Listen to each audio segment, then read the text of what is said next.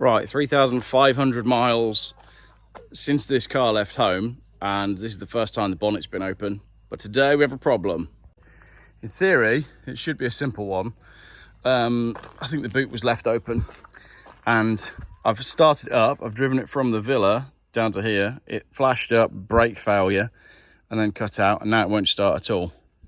All signs point to dead battery.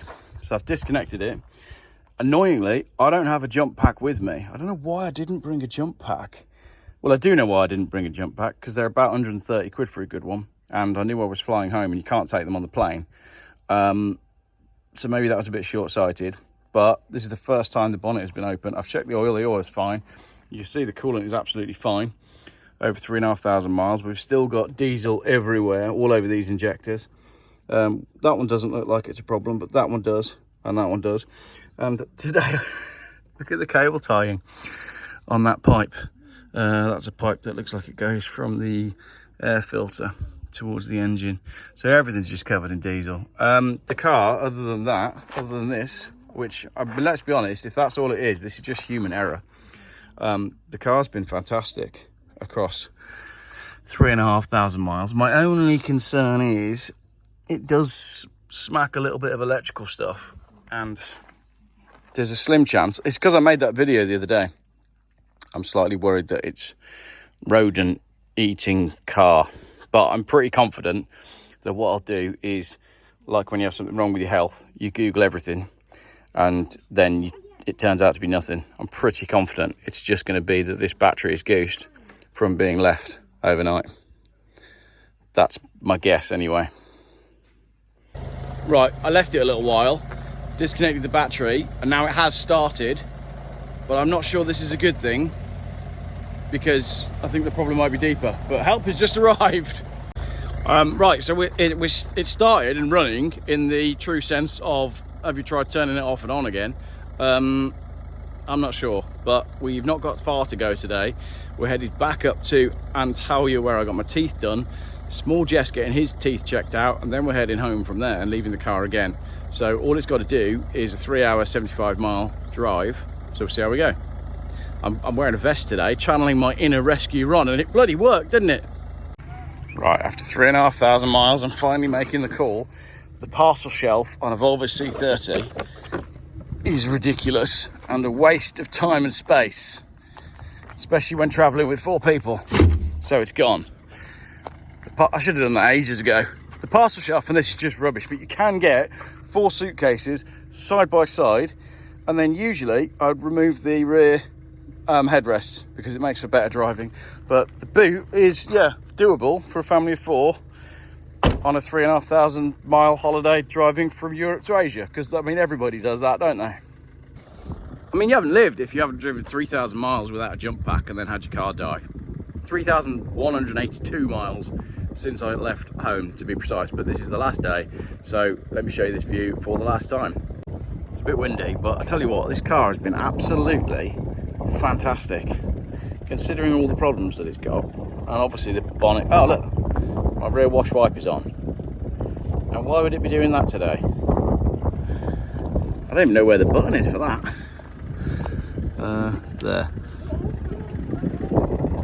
we go.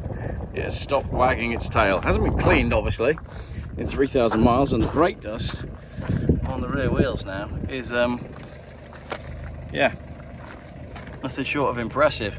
But generally, it's been absolutely awesome. When you really want to go, like when you want to drive like a hooligan, the engine is a bit lackluster. But considering on all of this journey, I've probably wanted to drive like a hooligan maybe twice. I can live with that. So all we have to do now is not switch the car off, get a bit further closer to where we're going, and then switch it off and see if it starts again.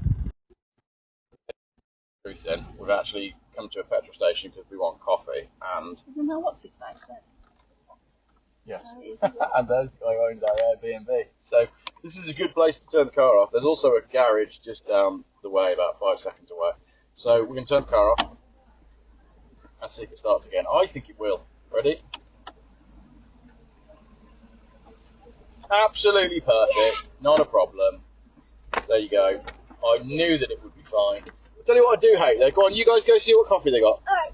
I'll tell you what I do hate about this car. I'll bring you back a vanilla latte. A vanilla latte? I've never had a vanilla latte in my life. Too bad. Where's he got that from?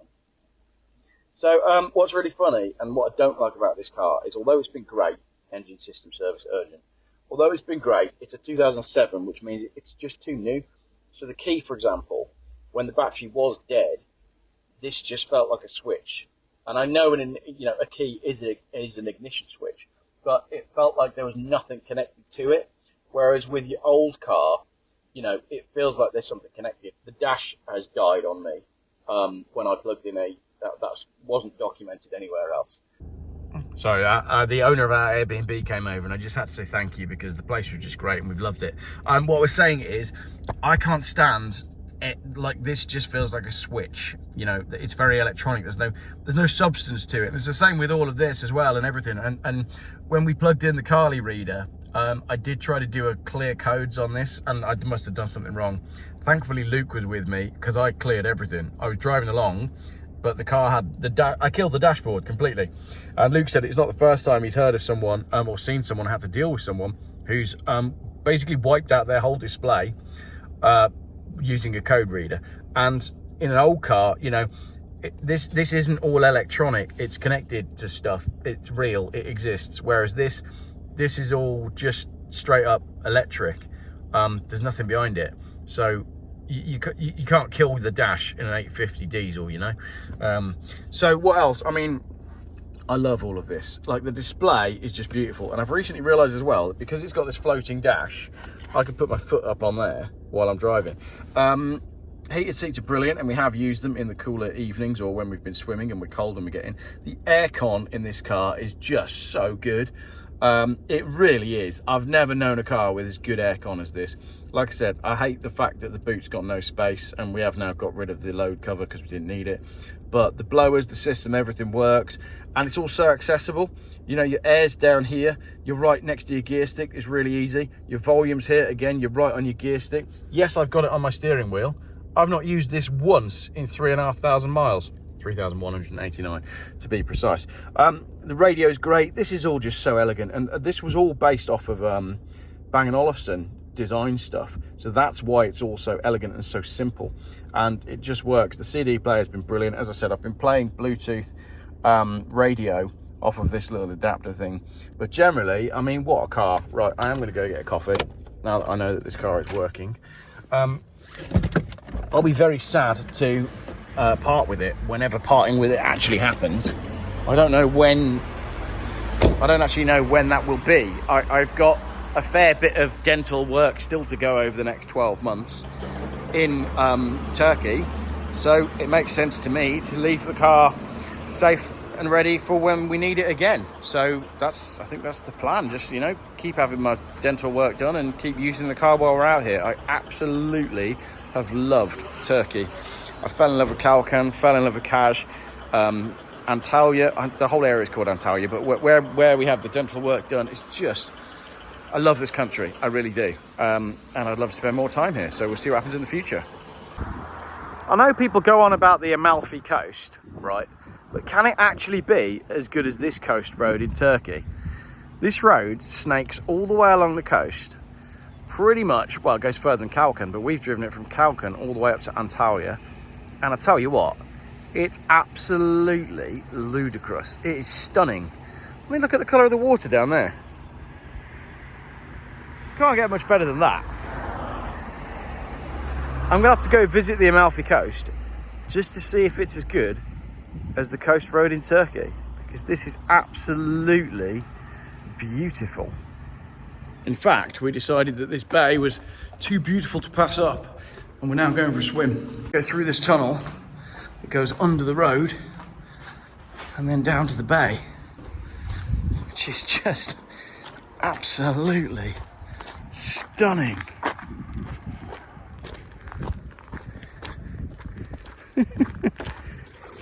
Daddy, catch! So that was well worth the stop, and the car started again, and we swam through a little rock cave back there, so that was nice. Right, on with the journey on what is actually a main highway.